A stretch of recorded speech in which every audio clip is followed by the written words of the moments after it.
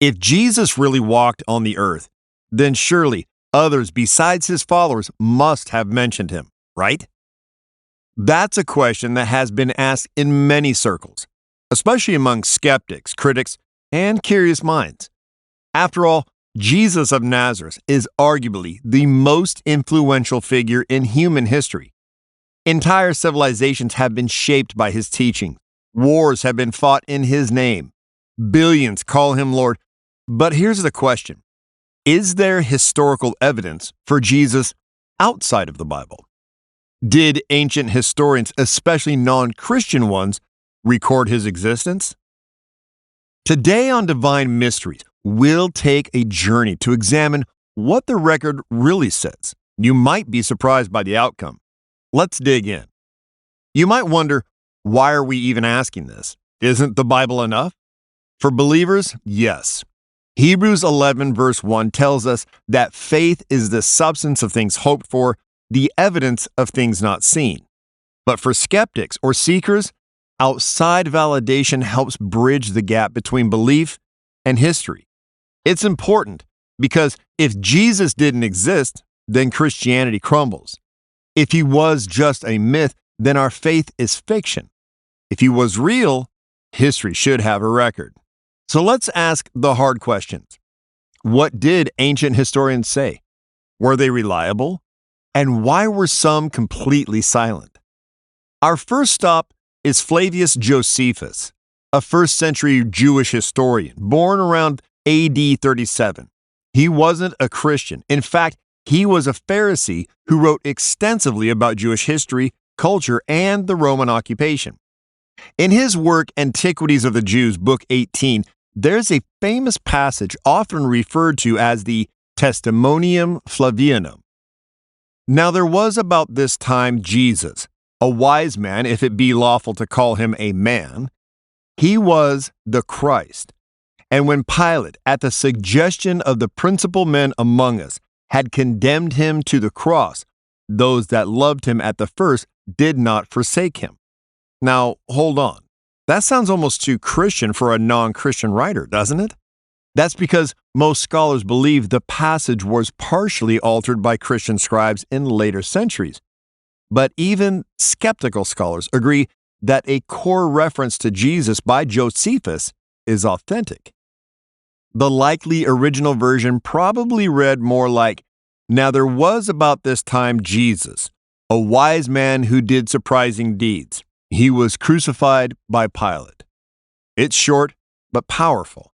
A Jewish historian, not sympathetic to Christianity, acknowledged a man named Jesus existed, he had followers, he was crucified, and that's not all. Josephus also mentions James, calling him the brother of Jesus, who is called the Christ. That's a huge confirmation from a non-believer. Next up is Tacitus, a Roman historian who lived around AD 56 to 120. In his work Annals 15.44, he talks about Nero blaming Christians for the Great Fire of Rome. Christus, from whom the name had its origin, suffered the extreme penalty during the reign of Tiberius at the hands of Pontius Pilate. Tacitus didn't like Christians. He called them a mischievous superstition, but that makes his reference even more credible. Why? He had no reason to promote Christianity. He confirmed key details. Jesus, Christus, lived, was crucified, and his followers existed in Rome within decades of his death. And notice the use of extreme penalty. Romans often use that phrase to describe crucifixion. This gives us a Roman historian hostile to Christianity affirming Jesus' execution under Pilate. Around AD 112, Pliny the Younger, governor of Bithynia, modern-day Turkey, wrote to the Emperor Trajan, asking what to do about the growing Christian movement. In letter 10.96, he said, "They were in the habit of meeting on a fixed day before it was light. Then they sang in alternate verses a hymn to Christ as to a god. This tells us several things. Christians were active less than 80 years after Jesus' death. They worshiped Jesus as God. Their gatherings were structured and widespread. Pliny didn't mention Jesus directly, but his letter is secondary evidence that aligns with what we know. Let's quickly scan a few more sources. Suetonius, another Roman historian, wrote, "Since the Jews constantly made disturbances at the instigation of Trestus, he expelled them from Rome." Life of Claudius 25.4. Most scholars believe Crustus is a misspelling or variant of Christus. It confirms that early Christians were active in Rome. There was conflict around the name of Christ. Lucian of Samosata, a satirist, mocked Christians. The Christians worship a man to this day, the distinguished personage who introduced their novel rites and was crucified on that account. Again, mocking tone, but historic confirmation.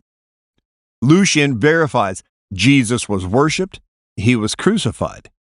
Christianity was unique and noticeable. One of the most surprising places we find references to Jesus is in the Babylonian Talmud, a central text in rabbinic Judaism composed between 200 to 500 AD. In Sanhedrin 43a, it states, "On the eve of the Passover, Yeshu was hanged. For 40 days before the execution took place, a herald cried, 'He's going to be stoned because he has practiced sorcery and enticed Israel to apostasy.'" Let's pause here. Yeshu is a shortened Hebrew form of Yeshua, Jesus. Hanged, in Jewish writing often referred to crucifixion. See Galatians 3:13. The charges? Sorcery, leading Israel astray, exactly what the Pharisees accused Jesus of in the Gospels. See Matthew 12:24. Now, the Talmud is not friendly to Jesus. These are Jewish rabbis preserving oral traditions that often portray him negatively. But that's what makes it valuable. Hostile sources have no reason to invent someone they dislike. Their criticism implies historicity. As New Testament scholar Craig Bloomberg notes, these references, though sparse and hostile, affirm key facts. Jesus lived, performed controversial acts, and was crucified. Let's move from written words to physical evidence.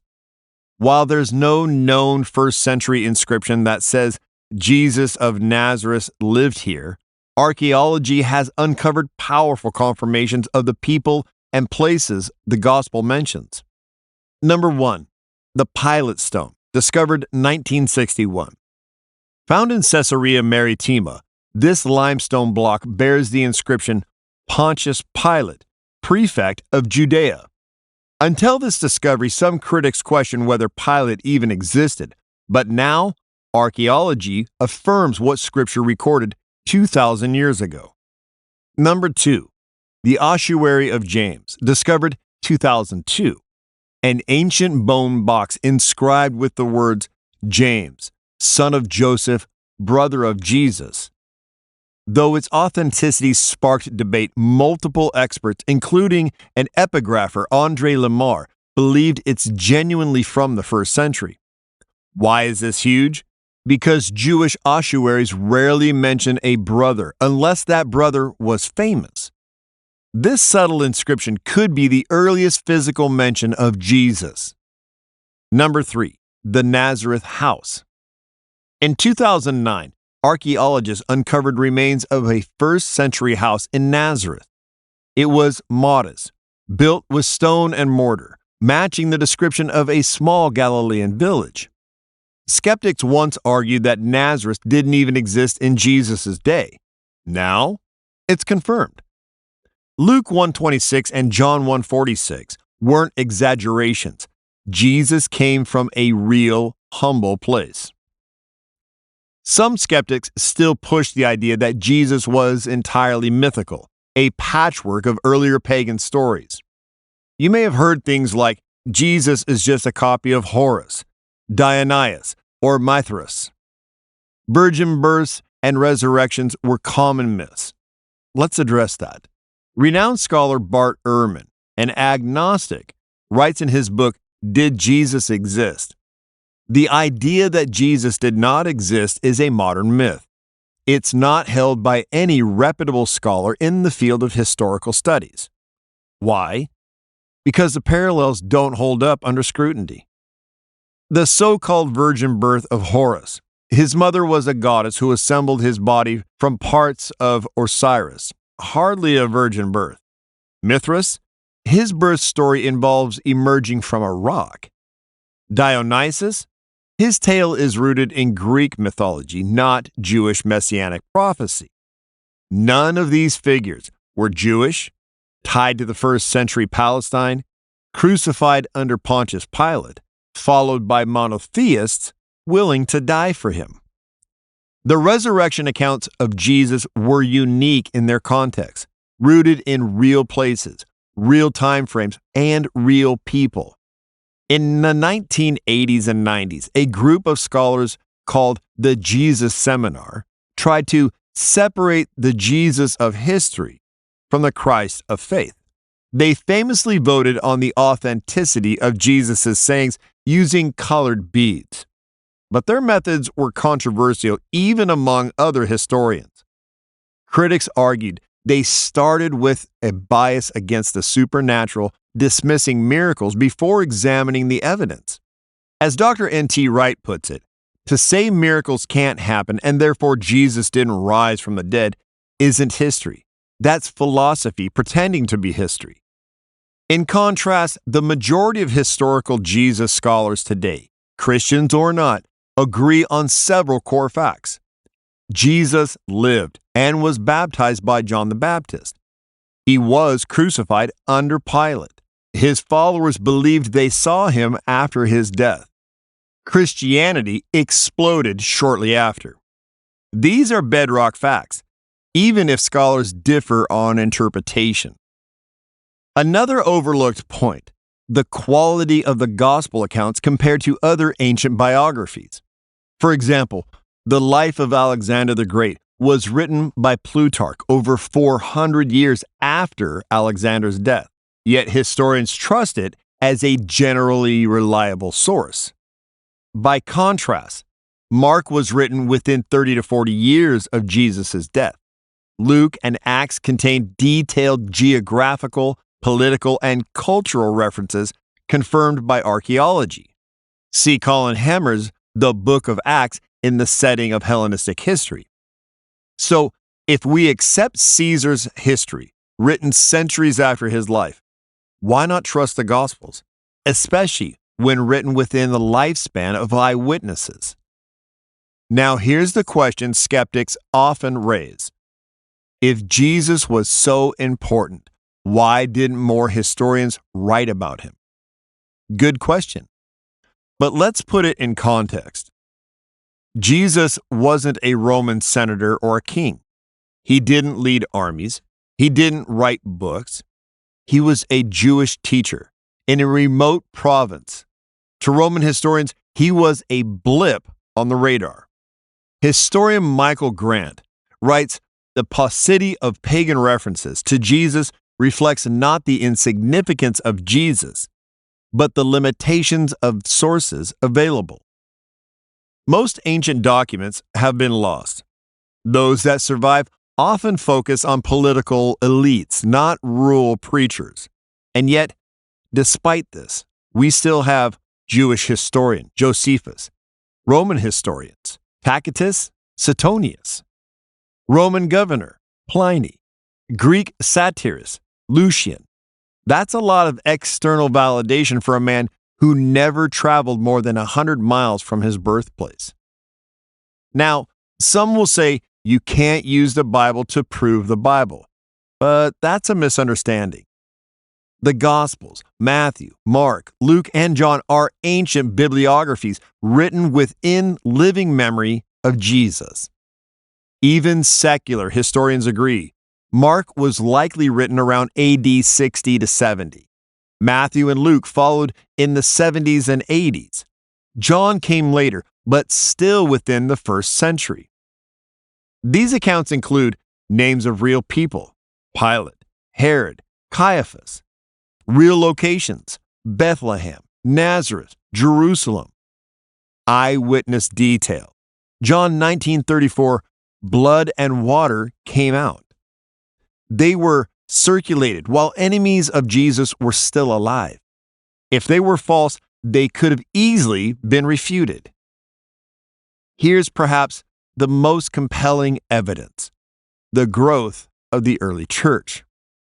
Acts 2:41 tells us those who accepted his message were baptized, and about 3,000 were added to their number that day.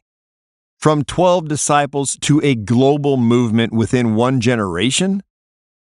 People don't die for myths, but thousands were martyred for their belief in the risen Christ. Clement of Rome, AD 95, Ignatius, AD 110, and Polycarp, AD 150, all confirm the existence and teachings of Jesus. They weren't quoting rumors, they were passing down a real memory. So, do ancient historians validate Jesus' existence? Yes. Even non-Christian sources confirm Jesus lived, he had followers, he was crucified under Pilate, and his movement spread rapidly. These aren't church writings. These are hostile witnesses, and that's why they matter. Historian Bart Ehrman, an agnostic, says the idea that Jesus did not exist is a fringe theory not taken seriously by any serious historian. So what do we do with all this? For believers, it affirms what we already know. Our faith is anchored in history. For seekers, it offers a bridge. The Jesus of Scripture isn't a myth. He's a man who walked dusty roads, spoke to crowds, and died on a Roman cross. And for skeptics, it's a challenge. This is Divine Mysteries. We remind you, truth leaves clues. Don't forget to like, subscribe, and share this video with someone else who needs to hear this. God bless you. See you in the next episode.